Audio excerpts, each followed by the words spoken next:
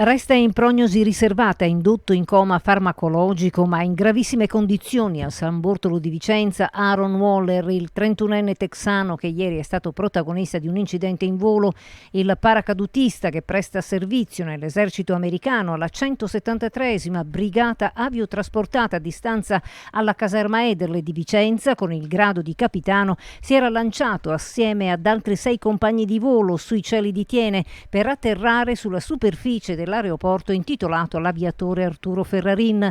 A lanciarsi con lui verso le 12 a perdere la vita anche l'istruttore di paracadutismo Emiliano Sergio Basile, 38enne nato in Argentina, residente a Schio, appartenente al team dell'associazione di paracadutismo Skydive, con sede proprio all'interno del perimetro dell'aeroporto.